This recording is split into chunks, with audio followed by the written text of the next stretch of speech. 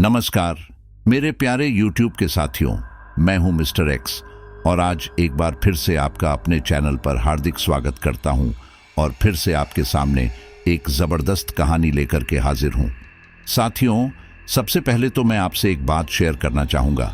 दरअसल आप सभी लोगों के मुझे कमेंट आ रहे थे कि कुछ साथी अपने हॉरर एक्सपीरियंस को हमारे साथ शेयर करना चाहते, तो उनके लिए एक नया सिलसिला शुरू किया है।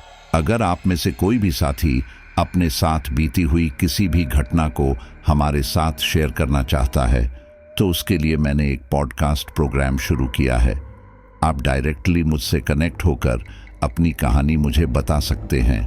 आप व्हाट्सएप के थ्रू या इंस्टाग्राम के थ्रू मुझसे कनेक्ट हो सकते हैं। डिस्क्रिप्शन में आपको दोनों ही लिंक मिल जाएंगे। तो चलिए आज की कहानी पर वापस आते हैं। साथियों, आज की कहानी हमें गुजरात के रहने वाले चिराग ने शेयर की है। हमारी धरती पर कुछ ऐसे इंसान भी होते हैं जो आत्माओं को अपनी आंखों से देख सकते हैं। अब कह लो कि ये उन्हें भगवान की तरफ से आशीर्वाद प्राप्त है कि उनके पास कुछ दैवीय नजरिया होता है, जिससे वो धरती पर होने वाली अजीबोगरीब चीज़ों को भी अपनी आंखों से हूबहू देख सकते हैं। तो चिराग एक ऐसा ही लड़का है जो प्रेतात्माओं को अपनी आंखों से देख सकता है। और एक बार उसका सामना एक आत्मा से होता है। वो आत्मा एक मासूम लड़की की होती है और उससे बातें करते करते ही चिराग के सामने एक ऐसी सच्चाई आती है जिससे उसके पैरों तले से जमीन खिसक जाती है। तो इस कहानी के बारे में मैं ज्यादा आपसे शेयर नहीं करूंगा, नहीं तो फिर पूरा सस्पेंशन खत्म हो जाएगा। इस स्टोरी को आगे बढ़ाएं उससे पहले मैं आपसे कहूंगा कि अगर अब तक भी आप हमारे चैनल से नहीं जुड़ पाए तो इस रिश्ते को जोड़िए और मजबूत बनाइए। अगर रिश्ता दिल से मजबूत होगा तो मुझे कहानी सुनाने में मजा आएगा और आपको सुनने में। और हाँ, जितने भी लोग स्टोरीज सुन रहे हैं वो कमेंट बॉक्स में अपना एक छोटा सा परिचय जरूर दें। और अगर किसी साथी को कुछ लिखने का शौक हो तो वो भी कमेंट में जरूर लिखें, उसे मैं स्टोरी के आखिर में जरूर सुनाऊंगा। चलिए कहानी को शुरू करते हैं और ये कहानी आप मेरे ही पर्सपेक्टिव से सुनने वाले हैं।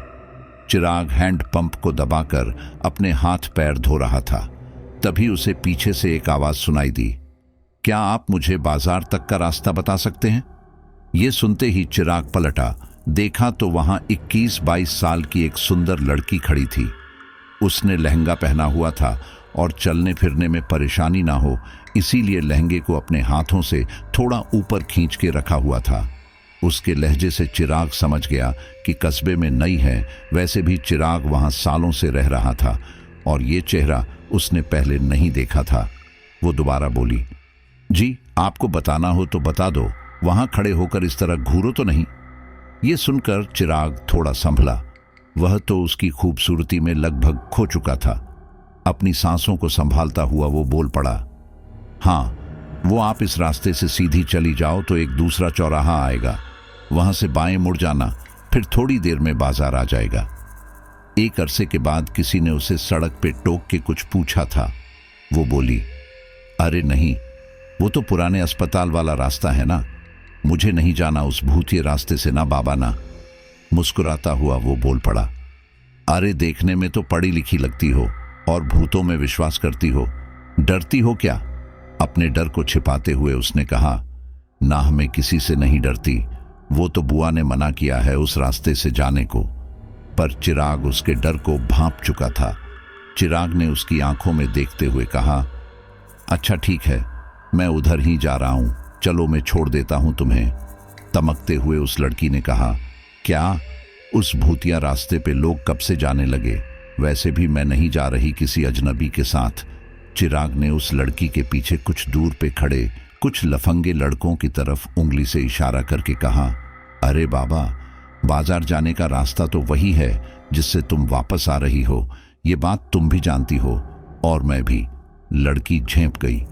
वास्तव में वो बाजार जाने के मुख्य रास्ते से ही जा रही थी, पर रास्ते में एक बदचलन लड़कों का समूह खड़ा था जो आती जाती लड़कियों के साथ छेड़खानी कर रहा था। इसीलिए वो पीछे आकर कोई दूसरा रास्ता ढूंढ रही थी। लड़की नाटकीय अंदाज में हाथ जोड़ती हुई एक जबरदस्ती की मुस्कान के साथ बोली, हाँ बाबा जी मान लिया, आपकी छठी इंद्री को। चिराग ने कहा, देखो अब तुम मुख्य रास्ते से जाओगी नहीं, और जो दूसरा इकलौता रास्ता है वो तुम्हें भूतिया लग रहा है। मुझे नहीं लगता कि तुम्हारी मदद की जा सकती है। ये कहते हुए चिराग पलटने को हुआ। लड़की ने बनावटी हैरानी के साथ कहा, अरे रुको रुको, ऐसे कैसे एक लड़की को अकेला छोड़ के जा सकते हो, वो भी उसे जिसने सामने से आके खुद तुमसे मदद मांगी हो। चिराग ने उसका माथे पे शिकन वाला चेहरा देखा तो उसे हंसी ही आ गई। उसकी बड़ी बड़ी विस्मय भरी आंखें उसकी खूबसूरती की एक अलग ही छटा दिखा रही थी। उसने दबी मुस्कान के साथ कहा, सुनिए मिस डैश, जरूरत आपको है तो जाहिर सी बात है कि मदद भी आप ही मांगेंगी। इसमें इमोशनल ब्लैकमेल करने वाली क्या बात है? उसने थोड़ा ठिठकते हुए कहा, हाँ हाँ वो सब ठीक है, पर आपको नहीं लगता आपको एक जवान लड़की को इस तरह अकेला नहीं छोड़ना चाहिए? उसने रुवांसी आवाज में गर्दन झुकाए हुए कहा, शाम हो गई है, थोड़ी देर में अंधेरा भी हो जाएगा। मेरा बाजार जाना जरूरी नहीं होता तो वापस घर लौट जाती। चिराग ने अपनी भौहों को चढ़ाकर बनावटी अंदाज में पूछा, तुम्हें बातें समझ नहीं आती। शायद मैं तुम्हें मदद की पेशकश कर चुका हूं, पर अब तुम मेरे साथ नहीं जाना चाहती तो मैं क्या कर सकता हूं? उसने उंगली से अपने पीछे वाले रास्ते की तरफ इशारा करके कहा, जी वो मैं कह रही थी कि आप मुझे इस वाले रास्ते से बाजार क्यों नहीं छोड़ देते। और इससे पहले कि चिराग कुछ कह पाता वह दनदनाती हुई बोल पड़ी, मुझे पता है एक अजनबी होने की हैसियत से मैं कुछ ज्यादा मांग रही हूं, पर अगर जरूरी ना होता तो मैं ऐसा ना करती। चिराग ने मुस्कुराते हुए कहा, ओह मतलब मुझे इतना नहीं जानती कि मेरे साथ थोड़ी दूर सफर कर सको, पर फरमाइशें कर सकती हो। एक अरसे बाद उसने किसी की चुटकी ली थी। उसने लगभग बुदबुदाते हुए कहा, ओ हेलो, कोई फरमाइश नहीं कर रही मैं। वो तो मैं कस्बे में नई हूं और लोगों को जानती नहीं। तुम थोड़े डिसेंट टाइप लगे तो मदद मांग ली, पता होता इतना अकड़ू है तो बात भी ना करती। चिराग ने थोड़ा गंभीर होते हुए कहा, तुम्हें नहीं लगता कि मेरे दिमाग में ये बात आई होगी कि मैं खुद तुम्हें थोड़ा आगे तक छोड़ दूं? वो लड़की फिर अपने पीछे उंगली दिखाते हुए दांत दिखाती हुई बोली, हाँ तो चलो, ना छोड़ दो ना थोड़ा आगे तक। चिराग ने एक आह भरते हुए कहा, नहीं छोड़ सकता, और वैसे भी कोई फायदा नहीं। उसने थोड़ा झिझकते हुए कहा, क्यों नहीं छोड़ सकते? खैर तुम्हारी मर्जी। उसने चिढ़ते हुए आगे कहा, और इसका क्या मतलब कि वैसे भी कोई फायदा नहीं? चिराग ने कहा, मतलब ये कि आगे 2 राजनीतिक पार्टियों का हड़ताल है, मुझे तो लगता है कि गोलीबारी भी होगी।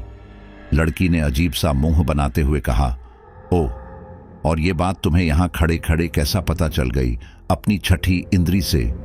ये सुनकर चिराग को हंसी आ गई। उसने कहा, अरे मेरी माँ, आज के अखबार में पढ़ा था। तुमने नहीं पढ़ा क्या? नहीं ही पढ़ा होगा, वरना बाहर आती ही। क्यों, देखो आसपास कितने कम लोग हैं सड़कों पे। लड़की ने आसपास देखा तो वाकई काफी कम लोग थे, और उसने एक और बात नोटिस की कि आता जाता हर आदमी उसे बड़े विस्मय से देख रहा था। उसने पलट के देखा तो वो लफंगे लड़के भी कुछ दूरी से टकटकी लगाए उसे ही देख रहे थे। उसे लगा कि वो इस छोटे से शहर के हिसाब से कुछ ज्यादा ही सज धज गई है। लड़की ने अपने माथे पे हाथ रखते हुए कहा, हे भगवान। चिराग बोल पड़ा, अब भगवान क्या कर लेगा इसमें? इन नेताओं ने तो उसका भी बिजनेस बना दिया है। ये कह के चिराग चुप हो गया, फिर बोल पड़ा, मुझे ये हड़ताल वाली बात तुम्हें पहले ही बता देनी चाहिए थी, पर मैं ठिठोली करने लगा। बुरा लगा हो तो माफ कर देना, अब मैं चलता हूं। ये कह के चिराग पलटा और चल दिया। थोड़ी देर तक वो लड़की वहीं खड़ी खड़ी कुछ सोचती रही। उसके सामने जो रास्ता था उससे वो वापस बुआ के घर जा सकती थी। उसके पीछे जो रास्ता था वो उसे बाजार तो ले जाता, पर उस पे न जाने कि उसके पास एक से ज्यादा वजहें थीं। उसने अपने बाएं तरफ के रास्ते को देखा जिस पे चिराग चलते चलते थोड़ी दूर जा चुका था। उसके कानों में एक बार बुआ की हिदायत गूंजी कि उस रास्ते पे मत जाना बेटा, बड़ा मनहूस रास्ता है और तू नई है ना तो भटक भी जाएगी। फिर उसने कुछ सोचा और बुदबुदाते हुए कहा, धत्त यार, ये सब कुछ नहीं होता। उसने अपना लहंगा अपने हाथों से पकड़ के थोड़ा ऊपर किया और चिराग के पीछे दौड़ लगा दी। ओ मिस्टर, ओ मिस्टर, सुनाई नहीं देता क्या? ये कहती हुई वो लड़की चिराग के पीछे दौड़ पड़ी। चिराग को आवाज तो आई, पर उसने पलट के पीछे नहीं देखा और अपनी गति से चलता रहा, जैसे कि उसने कुछ सुना ही ना हो। वो लड़की दौड़ती हुई अब उसके बगल में पहुंच चुकी थी। उसने अपनी सांसों को सामान्य करते हुए कहा, जो कि दौड़ने को वजह से तेज हो गई थी, बहरे हो क्या? इतनी देर से चिल्ला रही हूं और तुम ऐसे इग्नोर कर रहे हो जैसे लोग इलायची को बिरयानी में करते हैं। चिराग ने बनावटी अचरज के साथ कहा। अरे मिस डैश, आप यहां? लड़की ने थोड़ा ताव में कहा। यह बार बार मिस डैश क्या लगा रखा है? मेरा नाम कल्पना है, चिराग ने रुआंसी आवाज में कहा। ओह, वो मुझे पता नहीं था तो डैश कह रहा था। वैसे मुझे लगा था कि कोई आवाज मुझे पुकार रही है, पर मैंने पलट के नहीं देखा कि क्या पता कोई चुड़ैल हो। इस रास्ते के बारे में तो तुम जानती ही हो ना, उसने अपनी जुल्फों को संवारते हुए लड़की ने कहा, जो कि दौड़ते दौड़ते अव्यवस्थित हो गई थी। हाँ हाँ, अब बस करो, मैं भी भूतों पे विश्वास नहीं करती। वो तो बस बुआ की बात रखने के लिए इस रास्ते को अवॉइड करना चाह रही थी। अब मेरा मजाक मत उड़ाओ, चिराग ने कल्पना के चेहरे की तरफ देखते हुए कहा। क्या नाम बताया तुमने? कल्पना ना? एक बात बोलूं? लड़की का चेहरा पसीने से लथपथ था और शाम की रोशनी में दमकने लगा था। वो बोली, हो बोल दो। ये कल्पना नाम की लड़कियां हमेशा ही सुंदर होती हैं, कल्पना ने इतराते हुए कहा। वो तो है, चिराग अपनी हंसी दबाता हुआ बोला। फिर तुम क्यों नहीं हो? ओ हेलो, तुम्हें नहीं लगता तुम कुछ ज्यादा ही फ्रैंक हो रहे हो मेरे साथ? और तुम खुद को समझते क्या हो? कल्पना को गुस्सा आना शुरू ही हुआ था कि चिराग ने मासूम सा चेहरा बना के कहा, सॉरी। कल्पना कहते कहते चुप हो गई। थोड़ी देर दोनों सन्नाटे में चलते रहे। फिर कल्पना ने कहा, वो मेरी हालत थोड़ी बिगड़ गई है इस कस्बे की उड़ती धूल मिट्टी से, वरना मैं ठीक ठाक दिखती हूं। चिराग ने भी सपाट लहजे में हंसी दबाते हुए कहा। हां दिखती होगी, कल्पना ने फुसफुसाते हुए खुद से कहा। घमंडी कहीं का, खुद को समझता क्या है? तार के पेड़ जैसा लंबा है बस, कपड़े भी काले काले पहने हुए हैं। और चिराग की तरफ देखकर मुंह बिचकाया। चिराग ने कहा, अरे वाह, फिर से करो तो। कल्पना ने अपनी चाल थोड़ी धीमी कर ली।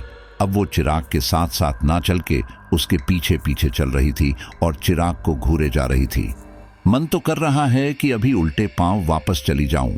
वो अपने विचारों की कश्मकश में ही थी कि उसे अपने पीछे कुछ सरसराहट सी महसूस हुई।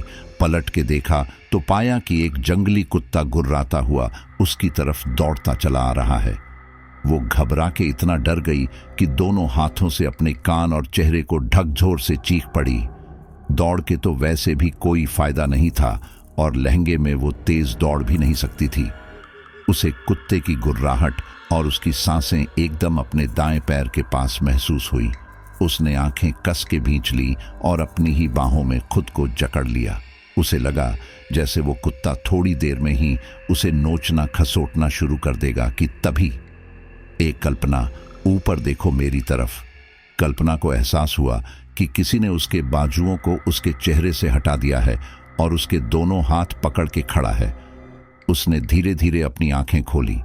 उसने आंखें इतनी जोर से भींच के बंद की थी, उसका काजल भी आंसुओं में मिश्रित होकर उसके चेहरे पे ढलकने को था। वो स्तब्ध सी वहीं खड़ी रही तो चिराग ने अपने अंगूठे से वो आंसू की बूंद इस तरह पोंछी कि उसका काजल खराब ना हो। फिर थोड़ी देर बाद दोनों छिटक के अलग हो गए। अन चिराग ने गला साफ करने का दिखावा करके उन दोनों की तंद्रा तोड़ी और कहा, तुम इससे डर रही थी? कल्पना ने चिराग की नजरों का अनुसरण किया तो देखा कि वो कुत्ता उसके और चिराग के थोड़ा आगे सड़क के किनारे झाड़ियों में तेजी से अपने पंजे मार रहा था। और फिर थोड़ी देर में वो एक जंगली मोटे चूहे को अपने मुंह में दबाए हुए वापस पलटकर दौड़ पड़ा। चिराग के पास पहुंचते ही उसने रुख मोड़ा और उसके साइड से होता हुआ आगे दौड़ पड़ा। कल्पना अभी भी निशब्द खड़ी थी। चिराग ने जाते हुए कुत्ते की तरफ इशारा करके कहा, अरे मैडम, वो आपको काटने नहीं, अपना नॉनवेज ऑर्डर लेने आया था। कल्पना ने लड़खड़ाती आवाज में कहा, पर वो सीधा मेरी तरफ ही आ रहा था और एकदम पास आके भी उसने रुख नहीं बदला, तो मुझे लगा कि मुझे काटने आ रहा है। कुछ पलों के बाद वो दोनों बिल्कुल पहले की तरह उस सड़क पे चल रहे थे। चिराग आगे अपनी मध्यम गति से और कल्पना अपना आंचल संभाले उसके पीछे पीछे। थोड़ी देर बाद एक और विचित्र घटना हुई। एक कौवा कल्पना के सर के एकदम करीब से गुजरा, इतना कि अगर वो झुकी ना होती तो वो उसके सर से टकरा जाता। जब वो कौवा उड़ता हुआ चिराग के पास पहुंचा तो उसने अपनी दिशा बदल दी और किनारे से उड़ता हुआ निकल गया। कल्पना पीछे से ये सब होता हुआ देख रही थी। उसने आराम से चलते चिराग को देखकर ये सोचा, कमाल है, यहाँ के जानवर इतना अजीब क्यों बर्ताव कर रहे हैं? कहीं इन्हीं की हरकतों की वजह से तो ये जगह बदनाम नहीं हो गई? फिर इस लड़के को कोई परेशानी क्यों नहीं हो रही? थोड़ी देर में एक नेवला इतनी तेजी से सड़क पार करता हुआ दिखा कि अगर वो रुकती नहीं तो वो पक्का उससे टकरा जाता। अपना लहंगा ठीक करते हुए वो बुदबुदा पड़ी, जिसे उसने अचानक से सामने आए नेवले को देखकर कस के भींच लिया था। यहाँ के सारे जानवर अंधे हैं क्या? एक के बाद एक अजीब घटनाएं घटती देखकर वो सोचने पे मजबूर हो गई, कहीं ये जगह सच में भूतिया तो नहीं? शायद इसी के प्रभाव में यहाँ के जानवर अजीब बर्ताव कर रहे हों। एक बार फिर बुआ की हिदायत उसके मन में गूंज गई और ये भी याद आया कि कैसे चौराहे पे खड़े लफंगे उसे इस रास्ते पे जाता देख भौंचक्के रह गए थे। चिराग ने आगे चलते हुए ही कहा, वैसे यहाँ सियार और भूखे भेड़िए भी रहते हैं और तुम्हारी किस्मत अच्छी हुई तो लक्कड़ बग्घों से भी पाला पड़ सकता है। इतना सुनते ही कल्पना दौड़ के उसके साथ हो ली। चिराग के पास आती हुई कल्पना ने उससे पूछा, तुम्हें कुछ अजीब नहीं लग रहा? अब शाम ढलने को थी और दोनों ओर जंगलों से घिरा हुआ वो रास्ता थोड़ा थोड़ा भयावह हो चला था। चिराग ने बगले झांकते हुए कहा, अजीब? माफ करना, मैं समझा नहीं। ये कल्पना को थोड़ा अजीब लगा। कल्पना ने कहा, अरे मतलब यहाँ का माहौल, यहाँ के जानवर कितना अजीब बिहेव कर रहे हैं यार। मुझे तो लगता है कि... ये कहते कहते कल्पना रुक गई। क्या लगता है तुम्हें? रुक क्यों गई? अरे यही कि यहाँ कोई आत्मा वगैरह तो नहीं है ना हकीकत में। हालांकि वहां उन दोनों के अलावा तो कोई था नहीं, फिर भी उसने ये बात दबी हुई आवाज में कही और अपने चारों तरफ नजर घुमा के इशारा किया। चिराग ने कहा, हम दोनों के अलावा तो कोई नहीं यहाँ। अब ये अलग सी बात है कि हम दोनों में से कोई एक आत्मा हो। और कल्पना को बनावटी शक करते हुए आंखें भींच के देखा। कल्पना ने कहा, अरे यार डराओ मत तुम, एक तो पहले ही मेरी हालत खराब है। चिराग ने एक अत्यंत ही ठंडे लहजे में कहा, डरा नहीं रहा, बस जो तुमने कहा उस संदर्भ में अपनी राय दे रहा हूं।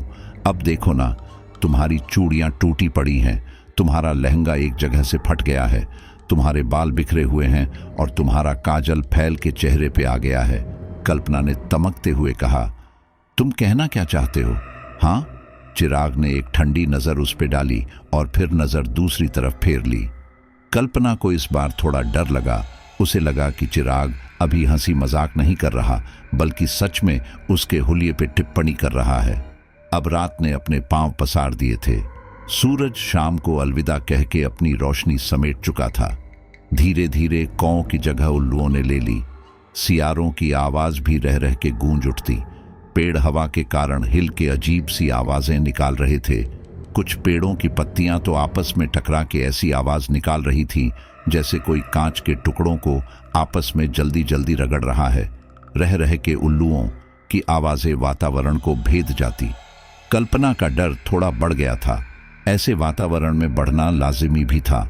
उसने एक बात पे गौर किया कि जब भी वो चिराग के साथ चलती थी तो उसे कोई भी जानवर या पक्षी परेशान नहीं करता था, और जब भी उसकी चाल धीमी होती और वो चिराग से 3-4 कदम भी पीछे चल रही होती तो इधर उधर उड़ते उल्लू उससे टकराने को आमादा रहते, जैसे कि उससे कोई व्यक्तिगत दुश्मनी हो इन्हें। कल्पना ने पस्त होते हुए कहा, अब और कितनी देर में आएगा बाजार? चिराग ने सामने फैली सड़क को देखते हुए कहा। बाजार? ओ हाँ, अच्छा, आ जाएगा, पहले टर्निंग पॉइंट तो आने दो। कौन सी टर्निंग पॉइंट? अरे वहीं जहां आत्मा का परमात्मा से मिलन करवाना है। चिराग फुसफुसाते हुए चुप हो गया। कल्पना ये फुसफुसाहट ठीक से तो नहीं सुन पाई, पर उसे लगा कि चिराग ने अभी कुछ अनझटके में कहा हो। कल्पना ने लरजती हुई आवाज में कहा, ये आत्मा, परमात्मा, तुम क्या कह रहे हो? अरे मेरा मतलब ये कि तुम बाजार जाने के मुख्य रास्ते से मुड़ गई थी ना, जब तुमने ये रास्ता अपनाया। अब अगर तुम्हें बाजार की तरफ जाना है तो एक टर्निंग यानी मोड़ तो लेना ही होगा ना। कल्पना को उसकी बात में दम दिखाई पड़ा। उसे याद आया कि जब उसने पहली बार उससे रास्ता पूछा था तो उसने बताया था कि इस रास्ते पे सीधे चली जाओ और फिर एक चौराहा आएगा, उससे बाहें ले लेना। हाँ, फिर तो ठीक ही है, पर यह चौराहा आएगा कब? उसने मन में सोचा और आगे बढ़ती रही। थोड़ी देर बाद उन्हें एक जर्जर इमारत दिखी जो कि सड़क के एक ओर खड़ी थी। उसके आसपास थोड़ी बाउंड्री वॉल बनी हुई थी जो कि खुद भी क्षतिग्रस्त थी। वो बिल्डिंग को क्या बचाती? वैसे बचाने लायक कुछ था भी नहीं, क्योंकि इमारत पहले ही खंडहर की तरह वीरान पड़ी थी और उसके ऊपर काला स्याह रंग सा कुछ बिखरा हुआ लग रहा था। इमारत लगभग 4 मंजिला थी, जिसका सबसे निचला हिस्सा तो एक तरफ से पूरी तरह गायब था, या ये कहे कि मलबे में तब्दील हो चुका था। वो इमारत एक तरफ तो अपनी दीवार पे टिकी थी और दूसरी ओर था टूटी हुई दीवारों का मलबा, जिसके कारण वो इमारत थोड़ी झुकी झुकी भी लग रही थी। कल्पना का तो कलेजा मुंह को आ रहा था। इतना भयावह नजारा वो अगर अकेले में देख लेती तो उसे तो हार्ट अटैक आ जाता। वो अब चिराग के एकदम करीब होकर चल रही थी, जो कि पूरी निर्भयता के साथ अपनी ही गति से चल रहा था, जैसे कि उसके लिए ये सब सामान्य बात हो। कल्पना पहले घटी घटनाओं से काफी डरी हुई थी, जो कि वो अपने चेहरे पे उजागर नहीं होने दे रही थी। दूसरी ओर रात के गहराते ही उसने चिराग के हाव भाव में भी बदलाव होता महसूस किया था। पर अभी वो जिस मंजर से गुजर रहे थे, उसे चिराग के करीब जाना ही अधिक सहज लगा। उसने खुद को समझाया, ये आता जाता रहता होगा इस रास्ते से, इसीलिए ये इतना सामान्य है शायद। वो बाउंड्री वॉल के साथ साथ ही चल रहे थे कि उसने देखा कि बाउंड्री वॉल का बीच का भाग खाली था। थोड़ा करीब जाने पे उसने पाया कि वहां लोहे का एक ग्रिल नुमा दरवाजा लगा था, जो कि अंधेरे में इतना लिप्त था कि एक नजर में तो वहां सिर्फ घुप अंधेरा ही दिखता था। वहां शायद इसका मुख्य द्वार रहा होगा। कल्पना ने मन में ही सोचा कि तभी उसके दिमाग में एक ख्याल बिजली की तेजी से कौंधा। जब उसने चिराग की तरफ देखा तो पाया कि वो पहले ही उसकी तरफ देख रहा है। चिराग, कहीं ये... उसकी बात को बीच में ही काटता चिराग बोल पड़ा, हाँ यही है पुराना अस्पताल। चिराग ने दोबारा कहा, यही है वो पुराना अस्पताल, और चलता चलता रुक गया। ये तो बहुत ही... कहते हुए वो भी रुक गई, क्योंकि उसके कदम चिराग के साथ एक ही ताल में चल रहे थे और उसके रुकते ही वो भी अनजाने में ही रुक गई। चिराग ने कहा, क्या हुआ, पहले नहीं देखा क्या? अब ये मत कहना कि तुमने बस पुराने अस्पताल के बारे में सुन के ही इस रास्ते को भूतिया समझ लिया था। हाँ, वो मैंने पहले कभी इसे देखा नहीं। वैसे हम रुक क्यों गए? अचानक ही कल्पना का ध्यान इस बात पे गया। उसने देखा कि चिराग अब उसकी तरफ ना देख के उस बंद जंग खाए दरवाजे की तरफ देख रहा था, और अगले ही पल उसने कुछ ऐसा कहा जिसका थोड़ा थोड़ा अंदेशा उसे चिराग की नजरों को देख के हो चुका था, पर वो फिर भी ये सुनने को तैयार नहीं थी। चिराग ने बड़े ही साधारण तरीके से कहा, मैं अंदर जा रहा हूं। कल्पना एक ही सांस में बोल पड़ी, हैं? पगला गए हो क्या? क्या कह रहे हो? पता भी है? कोई मतलब है इस बात का? उसके माथे का शिकन एकदम ही गहरा गया था। चिराग ने उस पे एक नजर फेरते हुए कहा, वो मुझे सूसू लगी है, और प्यास तो इतनी जोर से लगी है कि क्या बताऊं। सच कहूं तो मुझे काफी देर से प्यास लगी है, पर तुम्हारी वजह से मैंने ये रास्ता ले लिया और यहां पीने के पानी का एक कतरा भी नहीं है। उसने डर और गुस्से में मिश्रित भाव से कहा, क्या मेरी वजह से? तुमने तो कहा था कि तुम इधर ही आ रहे थे। खैर, सूसू लगी है तो यहीं कहीं कर लो ना। तुम लड़कों के लिए तो वैसे भी पूरी दुनिया ही मूत्र विसर्जन की जगह है। तुमने ठीक से सुना नहीं शायद, मुझे जोरों की प्यास भी लगी है। अरे तो बाजार पहुंच के पी लेना ना। वैसे भी इस खंडहर में पानी क्या मिलेगा, यहां तो 3 साल पहले... ये कहते कहते वो रुक गई। ये मैं क्या बोल रही थी? वो विस्मित सी वहीं खड़ी रह गई। उसे लगा जैसे उसके दिमाग में सब कुछ सुन्न हो गया हो और उस सन्नाटे के बीच कुछ उभरने की कोशिश कर रहा हो। तभी उसे चिराग की आवाज सुनाई दी। जब मैं पिछली बार इधर से गुजर रहा था तो यहाँ सरकारी इंजीनियरों का एक दल ठहरा हुआ था। उनका कुछ रेनोवेशन का प्लान था शायद। अभी यहाँ घोर अंधेरा है, मतलब वो लोग चले गए। चिराग की बात को बीच में काटती हुई कल्पना बोल पड़ी। हाँ तो? कल्पना उस जगह से जाने को अधीर थी। चिराग ने काफी हिसाब लगाने के अंदाज में कहा, तो ये कि यहाँ पानी की सप्लाई होने का तो सवाल ही नहीं उठता। मतलब वो लोग अपना खाना पीना साथ लेके ही आए होंगे और संभव है कि एक आध पानी की बोतलें भी छोड़ गए हों। अगर किस्मत अच्छी रही तो वो हमें मिल भी सकती है। तुम सच में पागल हो गए हो? जो कह रहे हो वो सुनाई भी दे रहा है तुम्हें या नहीं? थोड़ी देर में बाजार आ जाएगा, वहां पानी ले लेना। चिराग ने एक हंसी के साथ कहा। 1 मिनट, तुम्हें डर लग रहा है क्या? अभी थोड़ी देर पहले ही तो तुमने मुझसे कहा था कि तुम इन सब बातों पे विश्वास नहीं करती। अब एक वीरान इमारत देख के ही टाएं टाएं फिस हो गई। कल्पना को उसकी हंसी थोड़ी शैतानी लगी। कल्पना ने पूरे वेग में कहा, वो सब मैं नहीं जानती। मैं किसी भी सूरत में अंदर नहीं जा रही। बस हाँ तो ठीक है ना, मैंने कब कहा कि तुम्हें मेरे साथ चलना होगा? तुम अब अकेले भी आगे जा सकती हो। चौराहा आ जाए तो वहां से लेफ्ट टर्न ले लेना। थोड़ी देर चलने पे बाजार आ जाएगा। बाय। कल्पना ने सामने फैली सड़क को देखा तो उसे उसका कोई छोर नजर नहीं आया। ऐसा लग रहा था कि वो अनंत तक फैली है। उसने पीछे पलट के देखा तो पीछे का नजारा भी बिल्कुल वैसा ही था। उसका मन हुआ कि सर पकड़ के वहीं बैठ जाए। वो और कर भी क्या सकती थी? उसे लगा जैसे वो फंस चुकी है। उधर चिराग अपनी ही धुन में उस गेट की तरफ बढ़ता जा रहा था। कल्पना किसी भी सूरत में उस सड़क पे आगे या पीछे अकेले नहीं जाने वाली थी। आसपास के जंगल का नजारा ही रूह कंपाने वाला था। आखिर डर सूझबूझ पे हावी हो गया और वो चिराग के पीछे ही चल पड़ी। चिराग ने दरवाजे को धकेला तो वो थोड़ा सा खुल के फिर वापस बंद हो गया। लग रहा था जैसे उसके कब्जे बहुत दिनों से अछूत पड़े पड़े जाम हो गए थे।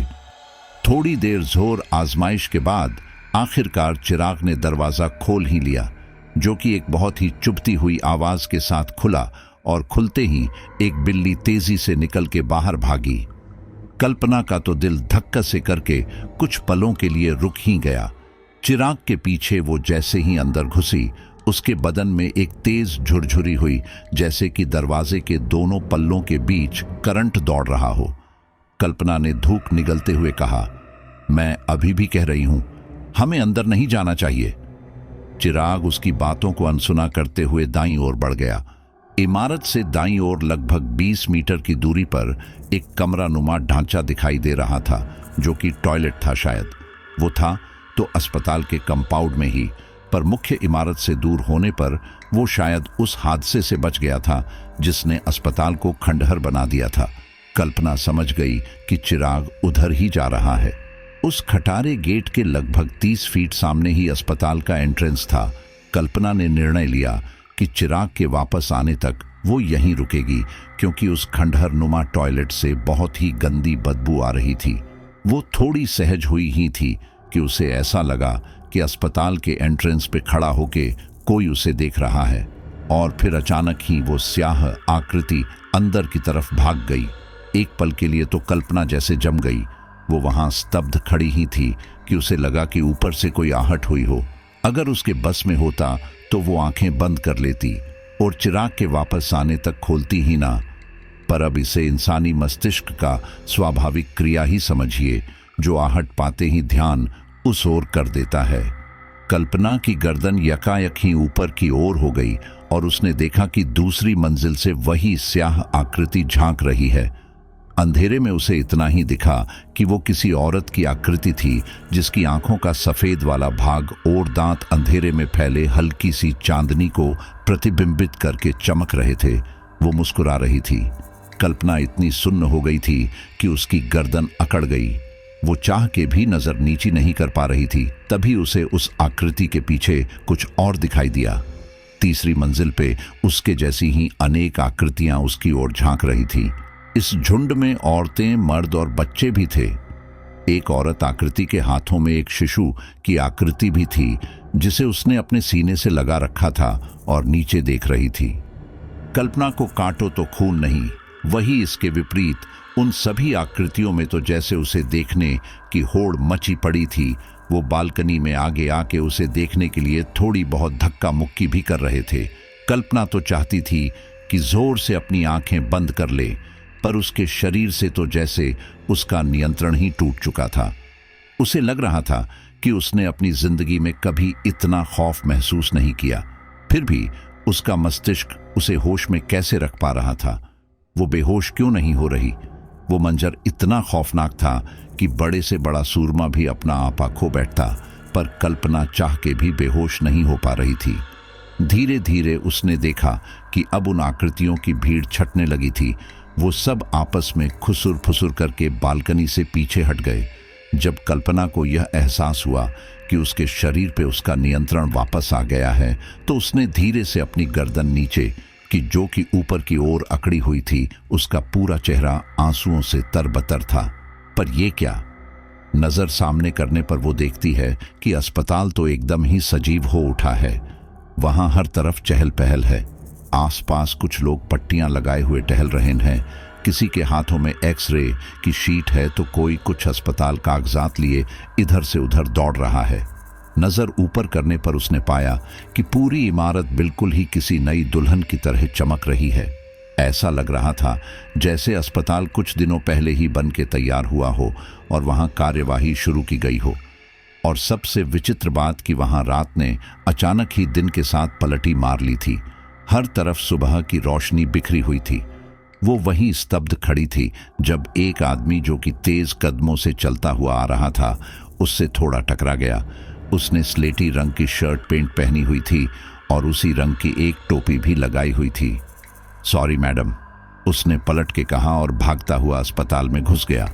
अब कल्पना को जो महसूस हो रहा था वो डर के परे था। ऐसा लग रहा था कि भय या किसी भी भाव का उसके मन में कोई नामो निशान ना हो। वो बस वहां खड़ी सुन्न पड़ गई थी। तुम कहां खो गई हो? होश में आओ। अरे सारी उम्र यहीं रुकने का इरादा है क्या? कल्पना की तंद्रा टूटी तो उसने पाया कि चिराग उसके सामने खड़ा उसके दोनों कंधों को झकझोर रहा है और उसके पीछे वही शैतानी अस्पताल अपनी पूरी बदसूरती के साथ खड़ा है। एक पल को उसे ऐसा लगा जैसे वो पूरी इमारत ही उसकी खिल्ली उड़ाती हुई हंस पड़ेगी।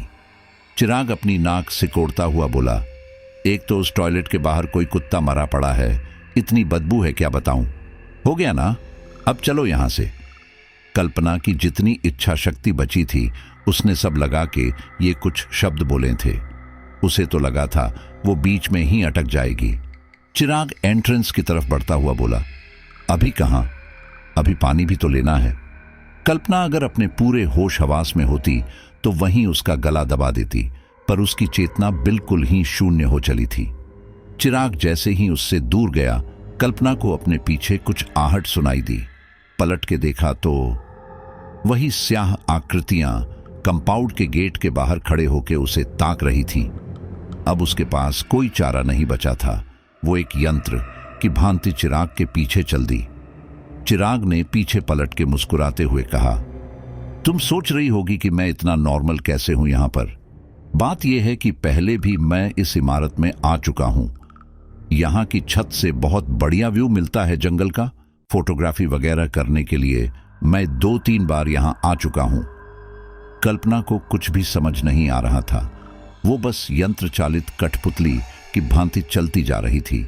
उसके दिमाग में जो मध्यम सी चेतना अभी भी जागृत थी, वो ये अंदाजा लगा रही थी कि ये लड़का जानबूझ के उसे इस अस्पताल रूपी मौत के मुंह में लेके जा रहा है।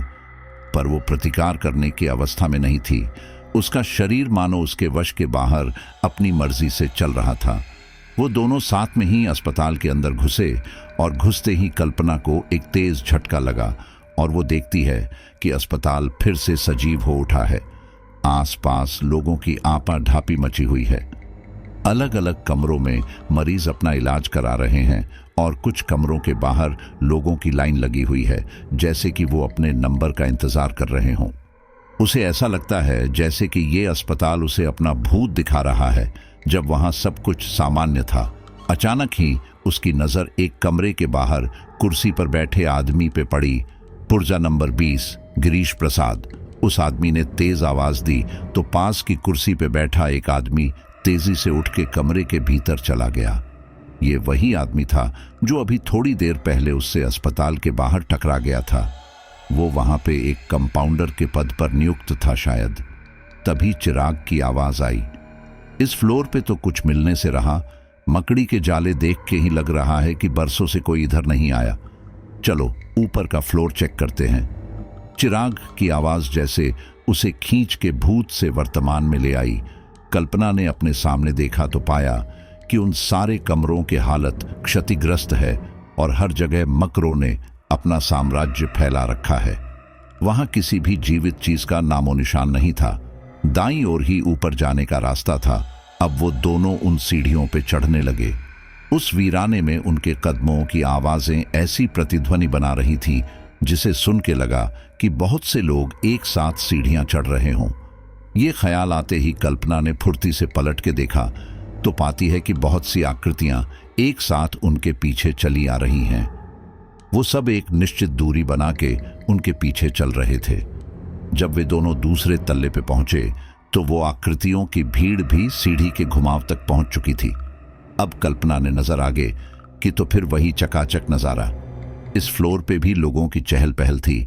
ठीक उससे 3 या 4 मीटर की दूरी पर एक औरत अपनी गोद में एक बच्चे को लिए खड़ी थी और एक नर्स उस बच्चे को टीका लगा रही थी। उस औरत का कद और पहनावा देख के कल्पना ने पहचान लिया कि ये वही आकृति है जिसे उसने बालकनी की भीड़ में देखा था। अब उसे धीरे धीरे समझ आ रहा था कि वो स्याह आकृतियां किन लोगों की थीं। कल्पना समझ गई थी कि जो आकृतियां उसे दिखाई दे रही थीं वो उन लोगों की थी जो कभी इस अस्पताल में इलाज करवाने आए थे या यहाँ के डिपार्टमेंट में कार्यरत थे। कल्पना ने थूक निगलते हुए मन ही मन सोचा, तो ये सब आत्माएं हैं। वो अपने आसपास ये सब घटित होता देख पहले ही काफी डरी हुई थी, पर यह बात पूर्ण रूप से मान लेने के बाद कि वो आत्माओं से घिरी हुई थी, उसकी हालत और खस्ता हो गई। वो अपने माथे से होके नाक के नोक पे जाते हुए पसीने की एक बूंद को महसूस कर ही रही थी कि एक लंबा चौड़ा आदमी अचानक से उसके सामने आके खड़ा हो गया। उसने सफेद शर्ट पैंट पहनी थी और उसके ऊपर एक सफेद कोट। उसकी गर्दन से लटकता स्टेथोस्कोप उसके डॉक्टर होने की गवाही दे रहा था। उसने एक हाथ से अपना चश्मा ठीक किया और दूसरे हाथ में पकड़ी सिरिंज दिखाते हुए कहा, आप रक्तदान करने आई है ना, आइए मेरे साथ। ये कहकर वो पलटकर एक कमरे की तरफ चल पड़ा। अरे यार, यहाँ भी कुछ नहीं, और देखो तो ये कमबख्त सीढ़ियां भी जाम है। कल्पना वर्तमान में आई तो देखा कि चिराग वहीं आसपास चहलकदमी कर रहा है और कुछ ढूंढ रहा है या शायद ढूंढने का दिखावा कर रहा है। वो खुद से सवाल जवाब कर ही रही थी कि उसका ध्यान तीसरे तल्ले पे जाने वाली सीढ़ी पे गया, जिसपे कि टूटे हुए बेंच, टेबल, स्ट्रेचर इत्यादि का अंबार लगा था। वो सीढ़ियां उनके चलने लायक तो एकदम नहीं थी। ये सीढ़ी बिल्डिंग के बीचों बीच है। मेरा अंदाजा है कि दोनों छोर पर ऐसी ही सीढ़ियां होनी चाहिए। चलो उससे चलते हैं। ये कहते हुए चिराग आगे चल पड़ा। कल्पना का तो शरीर ही रह रह के अपना नियंत्रण खो रहा था। वो भी उसके पीछे चल पड़ी। इस बात पे उसका ध्यान ही नहीं गया कि अगर चिराग यहाँ की छत पे पहले भी जा चुका था तो उसे पक्के तौर पे पता कैसे नहीं कि ऊपर तक कितनी सीढ़ियां जाती हैं। वो पूरी जगह ही सीलन से भरी हुई थी। टूटी फूटी खिड़कियों से जो थोड़ी बहुत रोशनी आ रही थी, उसमें उसे सिर्फ मकड़ी के जाले ही चमकते हुए नजर आ रहे थे। वो अभी 3 से 4 कदम ही चली थी कि वो ठिठक के रुक गई।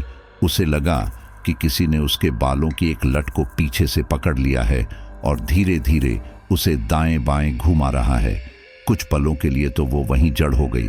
उसने आंखें बंद किए हुए ही अपनी गर्दन घुमाई और जब डरते हुए अपनी आंखें खोली तो देखती है कि अस्पताल फिर से अपने पूरे चकाचौंध पर है और उसके बगल में वही औरत खड़ी है जिसे उसने थोड़ी देर पहले अपने बच्चे को टीका लगवाते हुए देखा था। कल्पना भी उसके एकदम बगल में खड़ी थी और उस शिशु ने अपने छोटे से हाथ में उसकी लट को पकड़ रखा था और उनसे अटखेलियां कर रहा था। तभी वो औरत कल्पना की तरफ देखते हुए कहती है, प्यारा है ना? कल्पना की कांपती हुई नजर जब उस बच्चे पे पड़ती है तो देखती है कि अब उस बच्चे के सर से खून रिस रहा है और वो जोर जोर से किलकारी मार रहा है। देखते देखते उसका पूरा चेहरा खून और धूल के मिश्रण से ढक जाता है।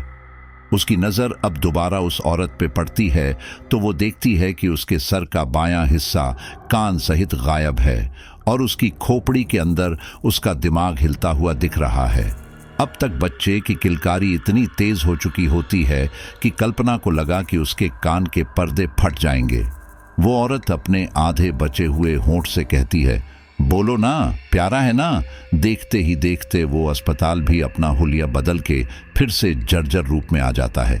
ये नज़ारा कल्पना के लिए खौफ से परे था। वो आंखें बंद करके अपनी पूरी ताकत लगा के जोर से चिल्लाती है, पर उसके कंठ से एक स्वर भी नहीं फूटता।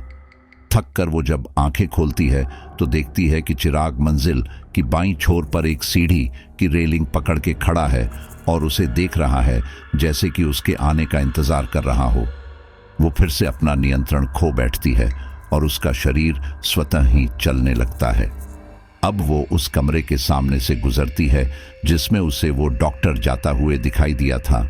वो दरवाजे के अंदर देखती है कि वो अपने एक हाथ में सिरिंज लिए हुए उसे देख के मुस्कुरा रहा है और नजर मिलते ही वो अपनी गर्दन को थोड़ा सा झुका के वापस उठा लेता है, जैसे कि उसे अंदर आने के लिए आमंत्रित कर रहा हो। जब वो दरवाजे से आगे बढ़ने लगी तो देखती है कि उस डॉक्टर का चेहरा अत्यंत तेजी में बहुत ही गुस्सैले रूप में बदल गया। उसकी आंखों के नीचे काले गड्ढे आ गए और वो गुस्से में तिलमिलाता हुए उस देख रहा है। अब वो आगे बढ़ती है तो उसे जमीन में लगभग 1 फीट की दरार दिखाई पड़ती है और उस दरार के उस साइड अस्पताल का जो हिस्सा था वो थोड़ा झुका हुआ था। ऐसा इसलिए क्योंकि आधे अस्पताल ही एक तरफ की दीवार ना होने से मलबे के ऊपर टेढ़ा टीका हुआ था। कल्पना एक कदम पीछे लेती है और अपने लहंगे को संभाल के उस ओर कूद जाती है। उस ओर की जमीन पे पैर रखते ही उसके बाएं पैर के सैंडल की हील टूट जाती है और उसका पैर भी बुरी तरह मुड़ जाता है। पर कल्पना को एहसास होता है कि उसे जरा भी दर्द नहीं हो रहा। चिराग दौड़ के उसके करीब आ जाता है और उसे सहारा देके उठाता है।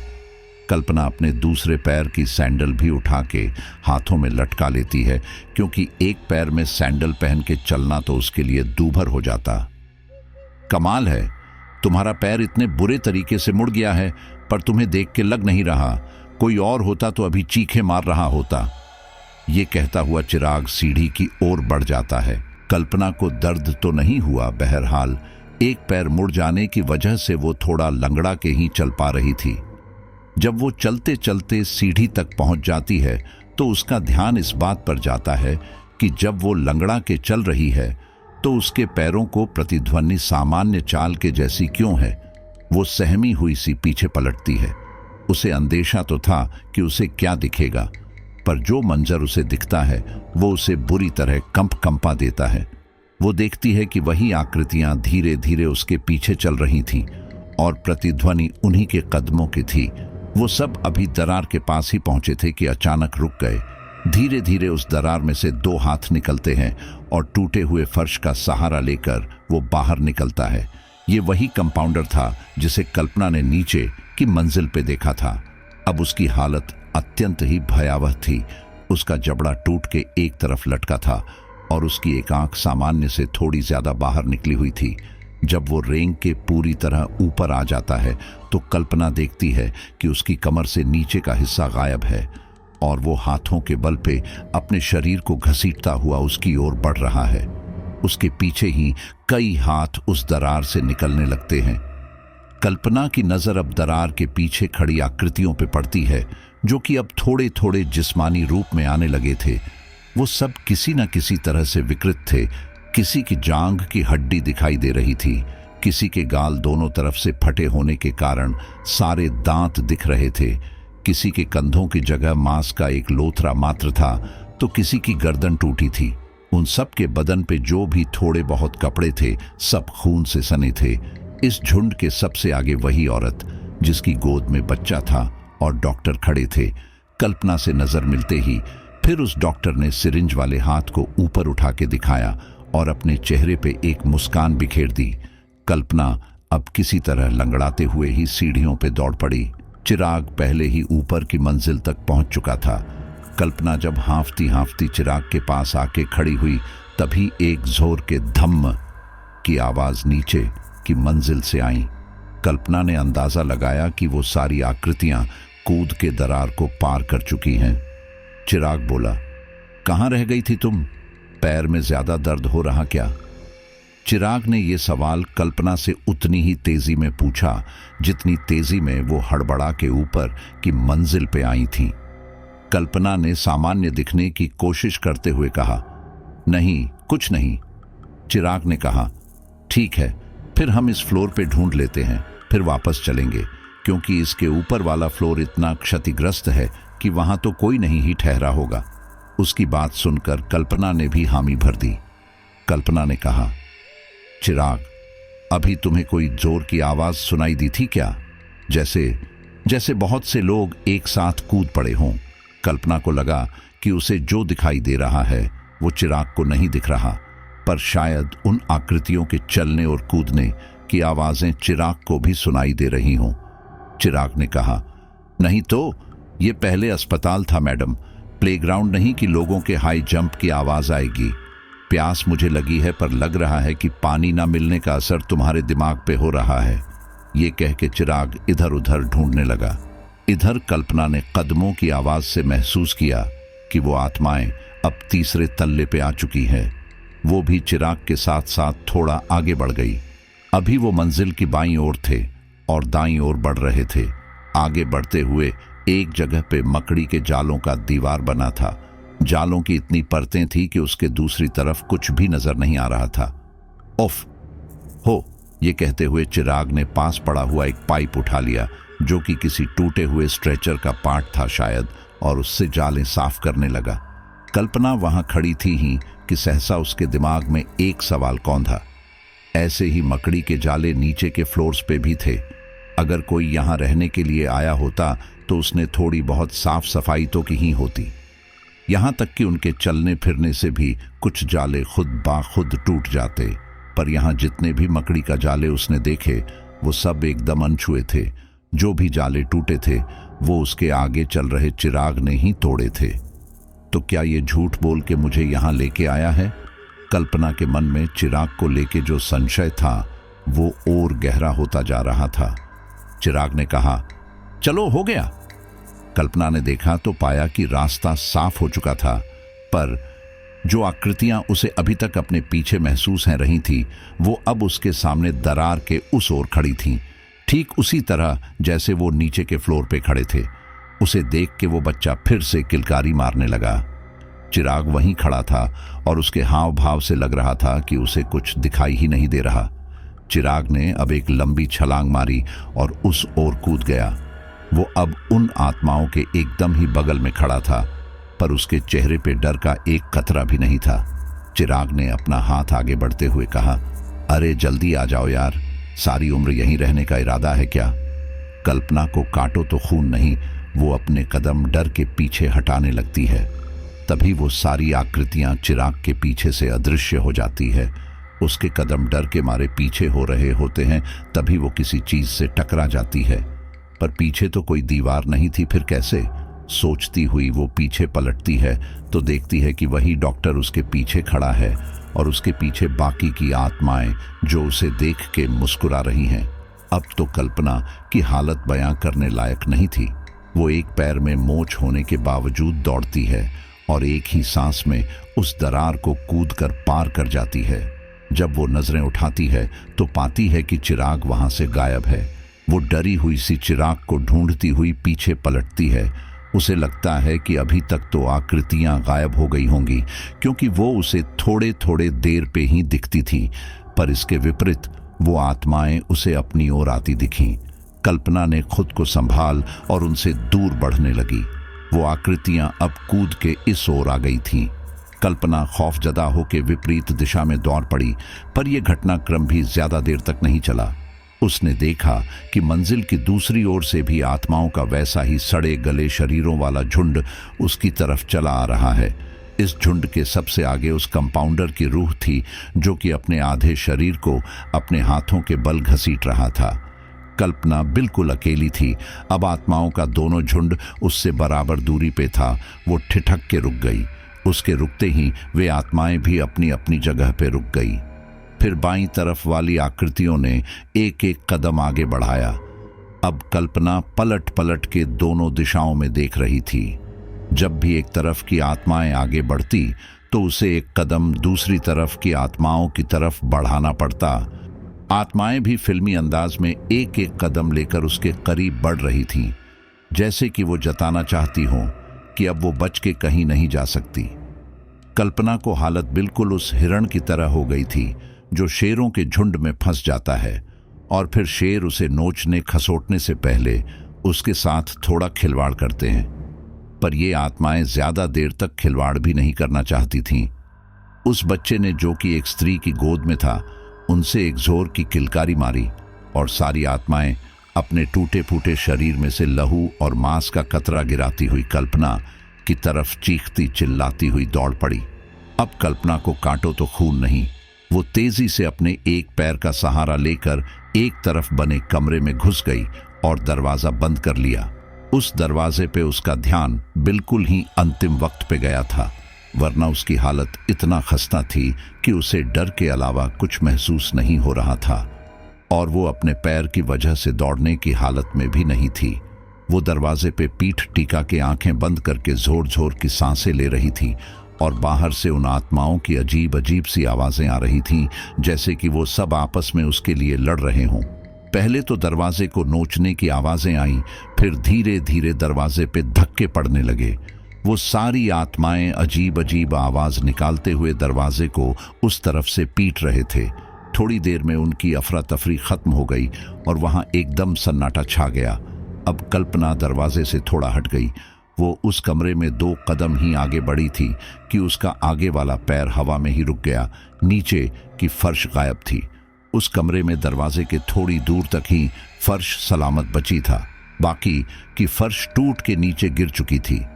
चूंकि कमरे में बाहर के मुकाबले कम रोशनी थी, तो कल्पना को अब तक ये दिखा नहीं था, पर अब उसकी आंखें खुद को कम रोशनी के लिए व्यवस्थित कर चुकी थीं। कल्पना ने अंदाजा लगाया कि ये कमरा ठीक उस कमरे के ऊपर वाला कमरा है जिसमें उसे डॉक्टर की रूह आने के लिए बोल रही थी, और उसके ना जाने पर वो गुस्से में तिलमिला गया था। उसने सोचा कि नीचे शायद इसी फर्श का मलबा होगा, पर उसकी हिम्मत नहीं होती कि वो नीचे देखे। वो एक कदम पीछे ले लेती है, पर तभी दरवाजा इतनी जोर से हिलता है कि वो तेजी से फिर एक कदम आगे आ जाती है।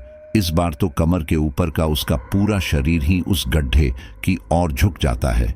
अगर वो गलती से आधा कदम भी और ले लेती तो नीचे के फ्लोर पे गिर जाती। वो अपने शरीर को बैलेंस करने की कोशिश ही कर रही होती है कि उसे नीचे का वो नज़ारा दिखता है। वो देखती है कि नीचे के कमरे में एक बेड पे कोई लेटा हुआ है। वो अवाक होकर उसे देखती रह जाती है। उसके कपड़े, उसका कद, उसके बाल, उसका रंग और उसका चेहरा। नहीं, ये नहीं हो सकता, ये नहीं हो सकता। ये कहते हुए कल्पना दीवार से सटकर बैठ गई। उसने जो देखा था उसके बाद उसका दिमागी संतुलन बुरी तरह बिगड़ चुका था। वैसे भी वो काफी देर तक खौफ और संशय झेल चुकी थी। अब उसका दिमाग कुछ भी सोचने समझने की हालत में नहीं रह गया था। जो थोड़ी बहुत इच्छा शक्ति उसने बचा के रखी थी, वो भी अब उस नीचे बेड पे पड़ी आकृति को देख के उसका साथ छोड़ चुकी थी। वो वहीं बैठी बैठी किसी मानसिक विक्षिप्त की भांति एक ही बात दोहराई जा रही थी, ऐसा नहीं हो सकता, ऐसा नहीं हो सकता। कमरे के बाहर और भीतर पूरी तरह सन्नाटा था। सन्नाटा तो कल्पना के अंतर्मन में भी था। उसका पूरा बदन पसीने से तरबतर था, पर वो अपने अंदर ही इतनी सिमट गई थी कि उसे अपने शरीर से भी अब कोई वास्ता नहीं रह गया था। तभी अचानक जैसे कमरे में रोशनदान से रोशनी की एक किरण आती है और उस किरण के रास्ते में धूल के तत्व चमक कर उजागर होने लगते हैं, वैसे ही उसके अंतर्मन में भी कि बहुत सारे बिंदु आपस में जुड़ते हुए प्रतीत हुए। इन सारे बिंदुओं में जो बिंदु सबसे ज्यादा चमक रहा था वो ये था कि जब उसने थोड़ी देर पहले उस सुनसान रास्ते पे चिराग से पूछा था कि यहाँ सच में कोई आत्मा तो नहीं, तो उसने कहा था यहाँ तो हम दोनों के अलावा कोई भी नहीं, ये अलग बात है कि हम दोनों में से कोई एक आत्मा हो, हम दोनों में से कोई एक आत्मा हो, हम दोनों में से कोई एक आत्मा हो। अब ये बात कल्पना के दिमाग में रह रह के गूंज रही थी। थोड़ी देर में फिर दरवाजे को नोचने खसोटने की आवाजें आनी शुरू हो गई, जैसे कि उन आत्माओं के सब्र का बांध अब टूट चुका हो। धीरे धीरे वो फिर से दरवाजे को पीटने लगे। धाड़ धाड़ धाड़ धाड़, ऐसा लग रहा था जैसे वो दरवाजा किसी भी पल उखड़कर गिर पड़ेगा। उसके जंग खाए हुए कब्जे भी गिरने पे उतारू थे कि तभी कल्पना को बाहर से एक आवाज सुनाई दी, बस करो, ऐसे बात और बिगड़ सकती है, पीछे हट जाओ इस दरवाजे से। कल्पना इस आवाज को पहचान गई थी। ये चिराग की आवाज थी। उसे ऐसा लगा जैसे कि बहुत से लोग अपने कदम पीछे हटा रहे हों। दरवाजे के नीचे जो थोड़ी सी जगह थी और दरवाजे में जितनी भी दरारें थीं, उनसे फिर से हल्की रोशनी आने लगी थी, जो कि अभी तक उन आत्माओं के सड़े गले शरीर से ढकी हुई थी। उसे चिराग की आवाज सुनाई दी, कल्पना, दरवाजा खोलो और बाहर आओ। उसने धीरे से कुंडी को पकड़ा ये देखने के लिए कि लॉक टाइट है या नहीं, पर यह क्या, कुंडी तो उसके हाथ में आ गई। बार बार झटका खाने की वजह से वो कुंडी टूट चुकी थी और दरवाजे से चिपकी हुई बस औपचारिकता निभा रही थी। अगर उन आत्माओं ने एक भी धक्का और दिया होता तो उस दरवाजे को वैसे भी खुल जाना था। जैसे ही वो कुंडी कल्पना के हाथ में आई, उस कुंडी की औपचारिकता भी पूरी हो गई और दरवाजा खुद ब खुद थोड़ा सा खुल गया। अब कल्पना के पास कोई और रास्ता तो था नहीं। उसने हल्का सा धक्का देकर दरवाजे को पूरा खोल दिया। सामने उसने देखा तो वो सारी आत्माएं सामने वाली दीवार के पास खड़ी थीं और उनके आगे बीचों बीच कोई जानी पहचानी आकृति थी। वो चिराग था। उस जगह पे जो भी थोड़ी बहुत रोशनी थी वो उसी सामने की दीवार पे लगी टूटी फूटी खिड़कियों से आ रही थी। क्योंकि कल्पना खिड़कियों के सामने खड़ी थी तो रोशनी उसकी आंखों में सामने से पड़ रही थी। इसी कारण उसे साफ साफ कुछ नहीं दिख रहा था। दिख रही थी तो बस वो काली काली आकृतियां, और उनके बीच खड़ा चिराग भी एकदम उन्हीं के जैसा लग रहा था। अभी ऐसा लग रहा था जैसे वो उन्हीं में से एक हो। कल्पना चीख पड़ी, क्यों किया तुमने ये सब? उसके पहले से ही आंसुओं से तरबतर चेहरे पे आंसुओं की एक और कतार दौड़ पड़ी। ये सब तुम्हारी ही वजह से हुआ है। अब सब समझ आ रहा है मुझे। तुम भी इन्हीं में से एक हो और इनके लिए शिकार फंसा के लाए हो। मैं ही बेवकूफ थी जो इतना कुछ होते रहने के बाद भी तुम्हारे साथ में रही। कल्पना ने अब खुद को समझा लिया था कि उसकी मौत निश्चित है। इस बात के साथ सामंजस्य बिठा लेने के बाद उसका डर एकदम ही खत्म हो चुका था। वो बस बिना रुके चिराग पे अपनी भड़ास निकाल लेना चाहती थी। क्या जरूरत थी मेरे साथ ऐसे खिलवाड़ करने की, पल पल डराने की? तुम्हें पता भी है किस नर्क से गुजरी हूं मैं। एक बार मुझे यहां तक ले आए थे तो एक झटके में ही मार देते। ये घिनौना खेल क्यों खेला मेरे साथ? वो फपक कर रो पड़ी और वहीं घुटनों के बल बैठ गई और कहती गई, इसीलिए जब मैं चौराहे पे तुमसे बात कर रही थी तो लोग हमारी ओर देख रहे थे, क्योंकि वास्तव में वो तुम्हें देख ही नहीं पा रहे थे और सोच रहे थे कि मैं किससे बात कर रही हूं। इसीलिए जब मैं तुम्हारे पीछे दौड़ी थी तो वो लफंगे उस रास्ते की तरफ देख रहे थे। इसीलिए वो कुत्ता मुझे एकदम काट खाने वाला था और कौए उल्लू मुझसे टकराने पे आमादा थे, जबकि तुम्हारे साथ ऐसा कुछ नहीं हुआ। ये सब तुम्हारी ही करनी है। कल्पना ने नफरत से चिराग की तरफ देखते हुए कहा, तुमने तो कहा भी था कि हम में से कोई एक आत्मा है, फिर भी नहीं समझ पाई मैं। कितनी बेवकूफ थी मैं। ये सब तुम्हारा ही छलावा था। तुम बस किसी तरह मुझे यहां लाना चाहते थे। चिराग ने एक ठंडी सांस भरते हुए कहा, अब भी नहीं समझ पाई तुम? कल्पना ने लरजती हुई आवाज में कहा, चुप हो जाओ, तुम्हारी बातों से अब मक्कारी की बू आती है। जो करना है करो मेरे साथ और खत्म करो। ये सब मुझसे अब और नहीं सहा जाता। उसकी हालत से लग रहा था कि वो किसी भी वक्त निढाल होके फर्श पे ढह जाएगी। चिराग ने सपाट लहजे में कहा, अच्छा, कहाँ जाना था तुम्हें जो तुमने मुझसे मदद मांगी थी? बाजार ना? अब बताओ मुझे, बाजार में क्या काम था? जरूरी काम था, ये पता है मुझे। क्या काम था वो बताना, और जब याद कर ही रही हो तो ये भी बताना कि मुझसे मिलने से पहले तुमने अपनी दिनचर्या में क्या क्या किया था। आराम से सोच लो, फिर बताना। कल्पना का बस चलता तो चिराग की तरफ नजर भी न फेरती, पर जैसे ही उसने ये सारे सवाल पूछे तो उसका दिमाग स्वाभाविक तौर पे इन सवालों के जवाब ढूंढने लगा। पर ये क्या, उसके पास इन सवालों के जवाब थे ही नहीं। यहां तक कि उसे चिराग से मिलने के पहले का एक दो ही वाकया याद था, जब उसने चिराग से पहले कुछ और लोगों से रास्ता पूछा था जिसका उन्होंने कोई जवाब नहीं दिया था। उसके पहले का उसे एक भी लम्हा याद नहीं था, और ना ही याद आ रहा था कि उसे बाजार क्यों जाना था। उसे जितना कुछ याद था वो इतना ही था कि उसे किसी भी हाल में बाजार पहुंचना है। असल में बाजार जाने का तो कोई मतलब भी नहीं था। उसके अंदर बस कहीं जाने की बेचैनी थी, कहीं भी उसके अंदर कोई बेकरारी कैद थी जो उसे ठहरने नहीं देना चाहती थी। वो बस अधीर थी किसी चीज की तलाश में। पर किसके?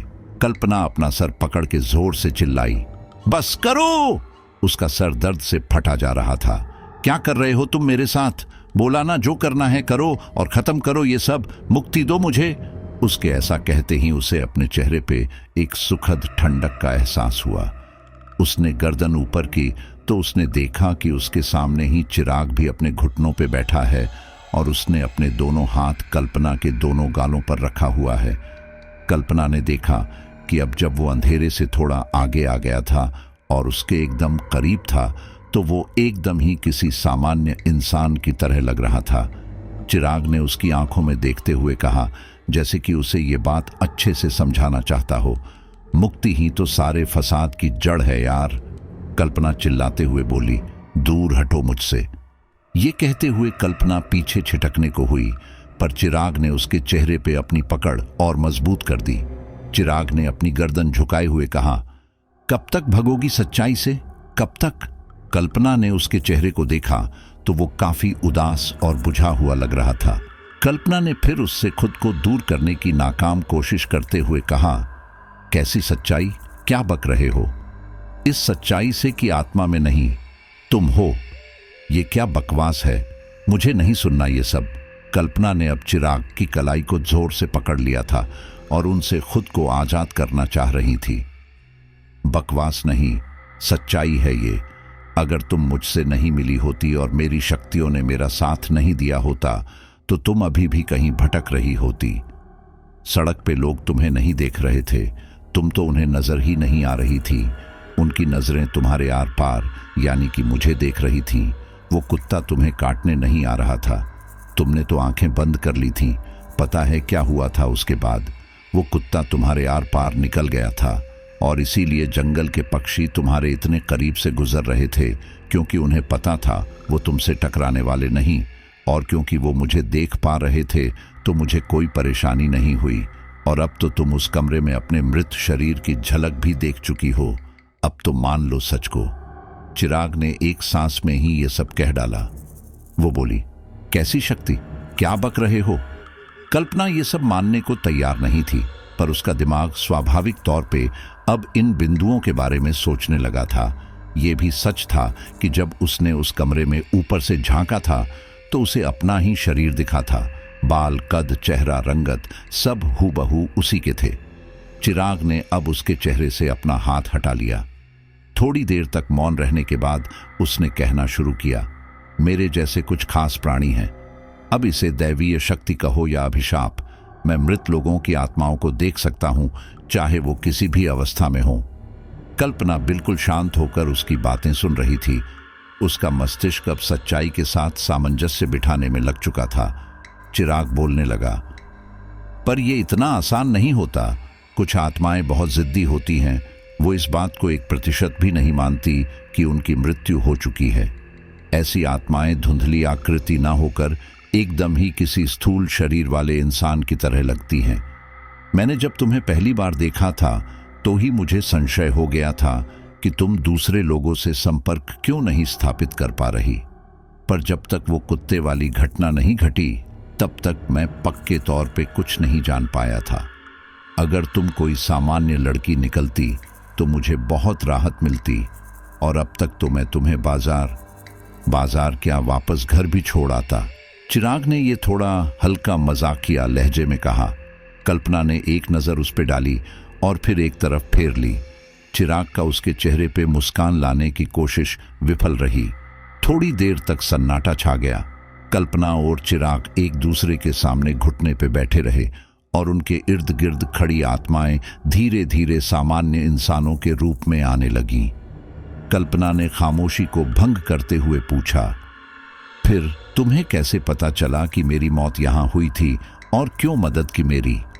चिराग ने किसी गुरु की भांति शिक्षा देते हुए कहा, जब लोग अकाल मृत्यु मरते हैं तो उनकी चेतना कुछ समय तक मृत्यु की जगह पे ही कैद हो जाती है। फिर जब उनकी मुक्ति का समय आता है और वो अपनी मृत्यु को स्वीकार कर चुकी होती है तो उन्हें तुरंत ही मुक्ति मिल जाती है। अन्यथा उनकी आत्मा मृत्यु की जगह से कुछ दूर अवतरित होती है और उन्हें वहां तक का सफर खुद तय करके सत्य को स्वीकारना होता है। तुम्हारा मुझे मिलना और फिर इस अस्पताल तक आना, ये सिर्फ एक भौतिक घटना नहीं है, बल्कि ये तुम्हारी आत्मा को ये तथ्य अवशोषित करने की घटना है कि तुम्हारा भौतिक शरीर नष्ट हो चुका है। अब इस दुनिया में अब तुम्हारा कोई कार्य शेष नहीं। कल्पना ने चेहरे पे हल्की सी मुस्कान लाते हुए कहा, ये सच बोल रहे हो या ये भी तुम्हारे सिक्स्थ सेंस ने बताया है? अब उसका शरीर हल्का धुंधला पड़ रहा था। वो धीरे धीरे सत्य को स्वीकार कर रही थी। चिराग को भी अब थोड़ी राहत महसूस हो रही थी। चिराग ने अपने बाल संवारते हुए कहा, जैसे कि किसी प्रोफेसर ने अपनी नई थीसिस बताई हो। सच ही है, वैसे इसकी गारंटी मैं नहीं ले सकता। ये जवाब मैंने अपने अभी तक के अनुभव पे बनाया है, तो थोड़ा बहुत इधर उधर हो सकता है। कल्पना ने अपनी आंखों से आंसू का आखिरी कतरा पोंछते हुए कहा, मेरी मदद क्यों कि फिर? अब शक्तियों के साथ जिम्मेदारियां भी आती हैं मैडम। वैसे भी तुम इंसानों की दुनिया में किसी से संपर्क नहीं बना पाती, या फिर सच तुम्हें खुद धीरे धीरे समझ आ जाता, जो कि बेहद दर्दनाक प्रक्रिया है। फिर चिराग थोड़ा ठहर के बोला, या फिर तुम्हारी मुलाकात मेरे जैसे किसी प्राणी से हो जाती, होनी ही थी, क्योंकि सिर्फ हम ही आत्माओं से संपर्क कर सकते हैं। और फिर तुम्हारा सफर शुरू हो जाता अपनी मौत को स्वीकारने का। कल्पना ने कहा, मतलब मेरी आत्मा को अवतरित हुए बस कुछ ही घंटे हुए हैं।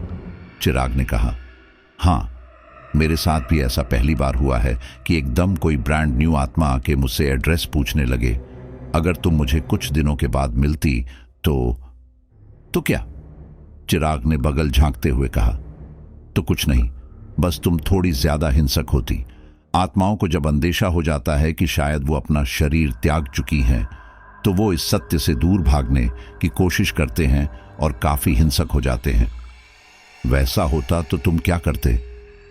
चिराग ने मजाकिया अंदाज में पल्ला झाड़ते हुए कहा, कुछ नहीं, बस थोड़ी जोर जबरदस्ती करनी पड़ती है, इसलिए मैंने तुम्हें धीरे धीरे समझाने के लिए ये जाल बुना।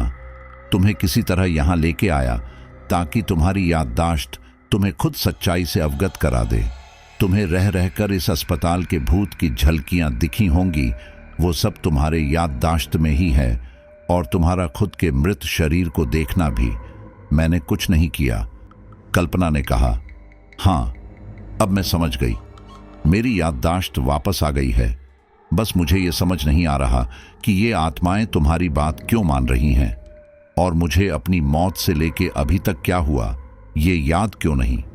वो इसलिए क्योंकि ये आत्माएं नहीं हैं, ये बस इनकी चेतना का एक भाग है। जब तक इनकी मुक्ति का समय नहीं आ जाता, तब तक इनमें सोचने समझने की काबिलियत आने के आसार बहुत कम हैं। मतलब में भी।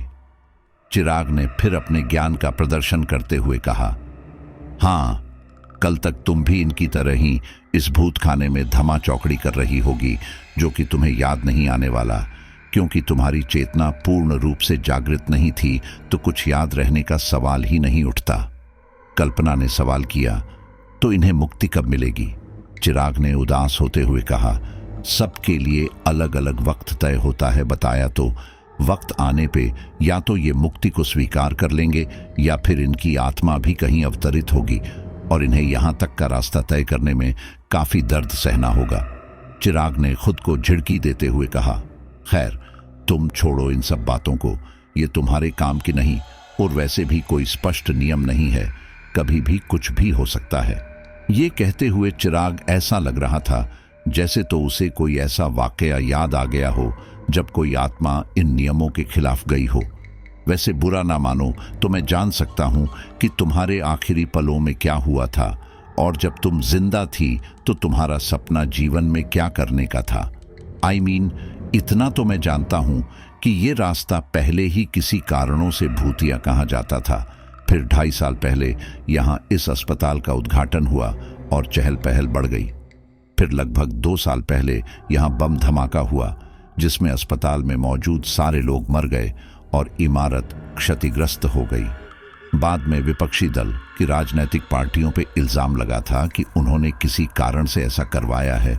लोग तो वैसे भी इसे एक भूतिया घटना समझ के भूल गए। पर तुम्हारी अपनी कहानी क्या है? कल्पना उदास होकर बोली, क्या करोगे जानकर? क्या रखा है इन सब बातों में? कल्पना का चेहरा थोड़ा सख्त हो गया था। उसे भी अपनी जिंदगी की याद आने लगी थी। मैं जिन जिन आत्माओं को मुक्ति दिलाता हूं उनसे ये सवाल जरूर पूछता हूं। कल्पना ने मुस्कुराते हुए कहा, मतलब कुछ भी। चलो अब बता भी दो, तुम्हारा भी मन हल्का हो जाएगा। मैं नहीं चाहता कि तुम दिल पे कोई भी बोझ लेके इस दुनिया को अलविदा करो। कल्पना फिर मुस्कुराई और थोड़ी देर बाद कहना शुरू किया, 2 साल पहले मैं यहाँ अपनी बुआ के घर आई थी छुट्टियां बिताने। उसी बीच मेरा जन्मदिन भी था।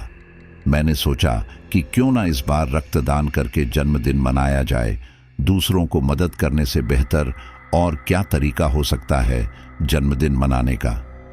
तो मैं खरीदारी करने बाजार जाने का बहाना करके यहाँ अस्पताल में चली आई। ये कह के कल्पना थोड़ी देर ठिठक गई।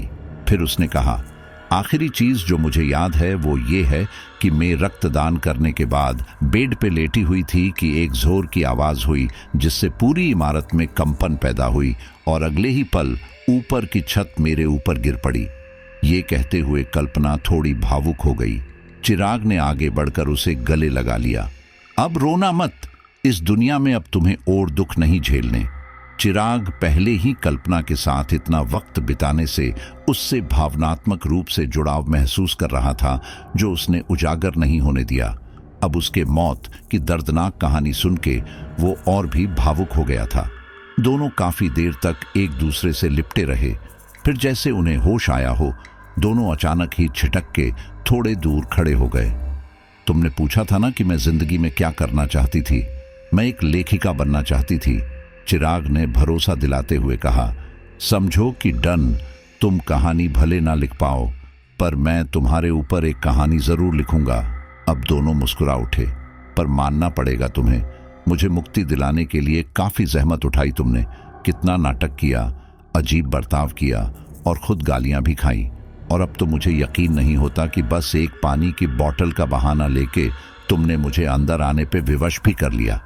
काफी अनुभवी लगते हो आत्माओं को फंसाने में, चिराग ने नाटकीय अंदाज में कहा। अरे जिंदगी और मौत के खेल में ये सब होता रहता है सेनोरिटा। जबकि वो जानता था कि वो हर आत्मा के साथ इतना जुड़ाव महसूस नहीं करता जितना उसे कल्पना के साथ हो रहा था। फिर भी भावनाओं को छुपाने में ही समझदारी थी। अच्छा, तो अब तुम एक्टर भी बन गए? सही है, कल्पना ने कहा और हंसने लगी। चिराग बस एक तक उसे निहारे जा रहा था। वो जानता था कि अब किसी भी वक्त कल्पना को जाना होगा। कल्पना का शरीर अब पारदर्शी हो गया था। चिराग ने उसका हाथ पकड़ा और धीरे धीरे चहलकदमी करते हुए अस्पताल से नीचे उतरने लगा। अब वो दोनों अस्पताल के बाहर सड़क के बीच में सामने खड़े थे। चांदनी अपनी पूरी छठा पे थी। आसपास का जंगल, जो कि आते वक्त कल्पना को भयावह लग रहा था, अब खूबसूरती का नमूना लग रहा था। ऊपर से मध्यम बहती हवा माहौल को खुशनुमा बना रही थी। कल्पना ने चिराग के आगे हाथ बढ़ाते हुए कहा, शुक्रिया अजनबी, अब उसके पारदर्शी शरीर से रोशनी के अंश निकालकर हवा में मिल रहे थे। अभी भी अजनबी? चिराग ने आगे बढ़कर उससे हाथ मिला लिया और नाक सिकोड़ने का दिखावा किया। कल्पना ने एक जोर का ठहाका लगाया। चिराग का बस चलता तो इस लम्हे को रोककर घंटों कल्पना को हंसता हुआ देखता। कितना दुख झेला था बेचारी ने इतनी मासूम होने के बाद भी। कल्पना का शरीर अब किसी रोशनी के गोले की तरह चमक रहा था। अभी वो बिल्कुल किसी अप्सरा की तरह लग रही थी, पर उस नर्म रोशनी से चिराग को कोई परेशानी नहीं हो रही थी। वो खुश था कि वो उसके आत्मा की ऊष्मा को महसूस कर पा रहा था और बस उसके हाथ को थामे खड़ा था। कल्पना ने उत्सुकतावश किसी बच्ची की तरह पूछा, इसके आगे क्या होगा?